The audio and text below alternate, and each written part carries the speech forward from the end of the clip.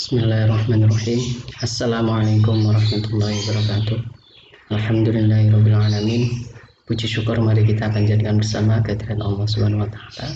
Yang mana sampai pada kesempatan kali ini kita sekalian masih diberi kesehatan serta masih diberi kesempatan untuk kita dapat menjalankan salah satu perintah agama, yaitu menuntut ilmu.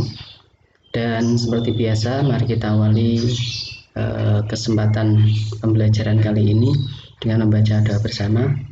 Kita mintakan kepada Allah Subhanahu wa taala semoga apa yang telah kita dapatkan selama ini serta apa yang akan kita dapatkan nanti senantiasa menjadi ilmu yang bermanfaat untuk diri kita, keluarga, agama, bangsa dan negara, dan semoga segala hajat kebaikan yang kita miliki diberi kemudahan dan akhirnya dikabulkan serta mendapat ridho Allah Subhanahu wa taala. Ala hadhihi as-salihah al-Fatihah. A'udzubillahi minasyaitonir rajim. Bismillahirrahmanirrahim. Alhamdulillahirabbil alamin. Ar-Rahmanir Rahim. Maliki yaumiddin. Iyyaka na'budu wa iyyaka nasta'in. Ihdinas siratal mustaqim. Shiratal ladzina an'amta 'alaihim ghairil maghdubi 'alaihim waladdallin. Rabbil alamin. Amin. Oke. Dalam kesempatan kali ini saya akan menyampaikan sedikit materi terkait sejarah tasawuf. Jadi setelah pertemuan sebelumnya kita membicarakan definisi ahlak tasawuf, maka kita kali ini masuk pada tema sejarah dari tasawuf itu sendiri. Bagaimana perjalanan tasawuf, mulai kapan dia ada, kemudian sampai sekarang dalam bentuknya seperti apa, kita akan bicarakan sekilas. Oke, yang pertama, tasawuf di era Nabi Muhammad SAW. Oke, sering ada pertanyaan yang muncul ketika kita berbicara tentang tasawuf.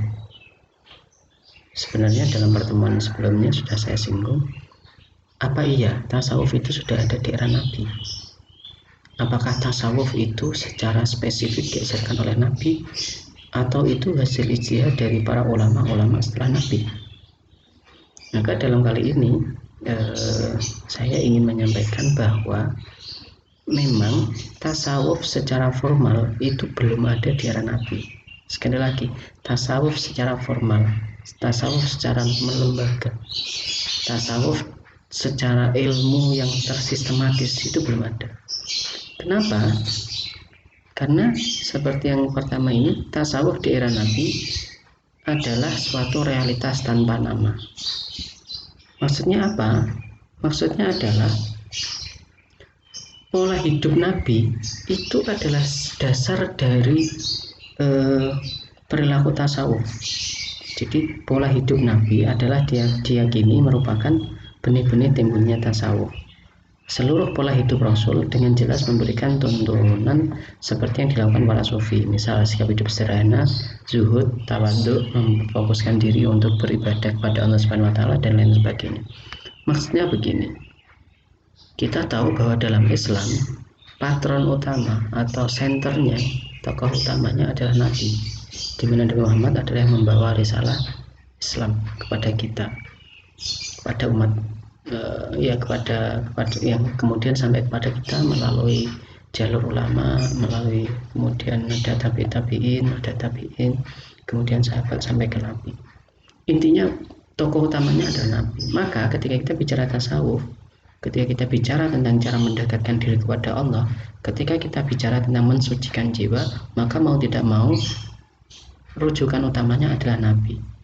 Nah, sayangnya memang sekali lagi yang sering diperdebatkan di luar adalah apakah di zaman Nabi sudah ada tasawuf atau tidak. Memang jawabannya ada dua. Kalau tasawuf yang dimaksud adalah tasawuf secara ilmu atau secara tasawuf yang sudah melembaga, nanti kita bicara tentang itu, yang sudah ada bahasanya apa itu, ya yang sudah melembaga atau dia sudah menjadi satu disiplin ilmu, maka di zaman Nabi belum ada. Karena Nabi tidak pernah mengajarkan makomat ada atau tingkatan-tingkatan dalam tasawuf itu ada 7, ada 6, ada 5. Tidak, Nabi tidak pernah mengajarkan itu.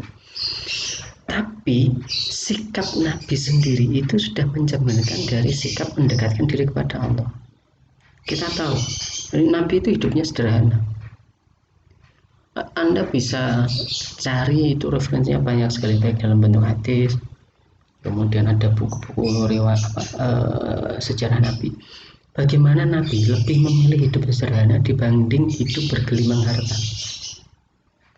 Ada cerita masyhur, ada riwayat masyhur bahwa sering sekali Nabi itu ketika pagi itu bertanya kepada istrinya. Kemudian pertanyaannya adalah, ada makanan, ada sarapan enggak pagi ini? Enggak ada. Oh, ya sudah, saya tak puasa. Jadi Nabi, sekarang begini, kalau kita pikir, apa mungkin Nabi kok enggak ada? Kan gimana ya, secara logika saja sudah tidak bisa diterima. Tidak diterimanya gini, Nabi itu kan tidak hanya seorang pemimpin negara.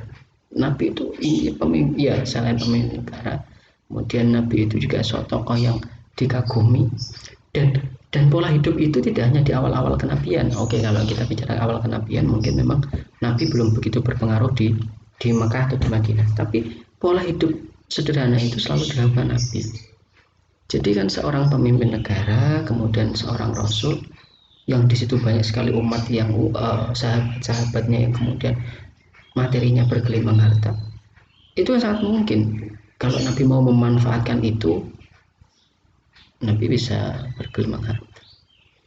Atau Nabi dekat dengan Allah. Kalau Nabi minta, ya Allah, buat saya itu dikasih kekayaan, itu mudah sekali karena Nabi adalah kekasih Allah. Jadi kalau sudah kekasih itu apapun yang diminta itu kan. Tapi Nabi tidak, Nabi lebih memilih hidup sederhana. Karena apa? Karena perkara duniawi itu bisa menggelincirkan seseorang itu ke cinta dunia, di mana itu bisa menjauhkan dari Allah. Tapi yang pasti itu, jadi ada banyak sekali kisah. Bahkan kalau kita buka lagi sejarah Nabi, itu di akhir hayat Nabi itu, Nabi ketika Nabi wafat itu Nabi masih mempunyai tanggungan gadai loh ya, bukan hutang. Jadi Nabi menggadaikan baju perangnya, zirah perang itu pada seorang Yahudi. Jadi Nabi menggadaikan itu. Lagi-lagi, ini sederhana, ini adalah pilihan hidup Nabi. Jadi nah ini kemudian ditiru oleh para, jadi hidup sederhana. Kemudian Nabi Nabi juga seorang yang zuhud sekali. Lagi-lagi kalau kita mau mencari sejarah, jadi saya harap bagi kalian yang memang belum atau baru beberapa kali membaca sirah Nabi, ya Anda bisa baca itu. Jadi banyak sekali buku-buku sirah Nabawiyah. Nah kalau saya rekomendasikan itu, ya saya paling suka tulisannya Haikal Muhammad, itu agak tebal tapi itu bagus. Memfokuskan diri beribadah kepada Allah Subhanahu wa Ta'ala. Jadi yang perlu saya tegaskan sekali lagi, kalau Anda ditanya apakah tasawuf di zaman Nabi itu ada, Anda harus pertegas tasawuf apa yang Anda maksud. Kalau tasawuf adalah sebagai pola hidup untuk mendekatkan diri kepada Allah, maka jelas di zaman Nabi sudah ada. Bahkan Nabi adalah tokoh utamanya. Tapi kalau tasawuf yang dimaksud adalah ilmu tasawuf, nanti ada tingkatan-tingkatan ketika orang ingin mendekatkan diri ke Allah itu, pertama dia harus taubat, sabar, syukur dan sebagainya, maka itu tidak ada. Karena itu sebagai disiplin ilmu atau sebagai satu tasawuf yang sudah tersistematis. Lagi-lagi saya contohkan sama seperti ilmu tajwid. Ilmu tajwid itu sama halnya dengan tasawuf. Kalau yang di awal ini, tasawuf di era Nabi adalah suatu realitas tanpa nama. Tajwid itu juga realitas tanpa nama. Jangan dibayangkan Nabi mengajarkan ilmu biguna. Jangan dibayangkan Nabi kemudian mengatakan ini idhar halki, ini idhar syafawi. Tidak. Tapi cara membaca Al-Quran di mulai zaman Nabi itu sudah sesuai dengan kaidah ketajwidan yang baru disusun kaidahnya itu beberapa abad kemudian. Oke, sampai sini bisa dipahami tasawuf di zaman Nabi itu sudah ada, tapi dalam bentuk realitas tanpa nama. Terus kapan Pak mulai ada nama tasawuf? Ya, nanti di slide selanjutnya.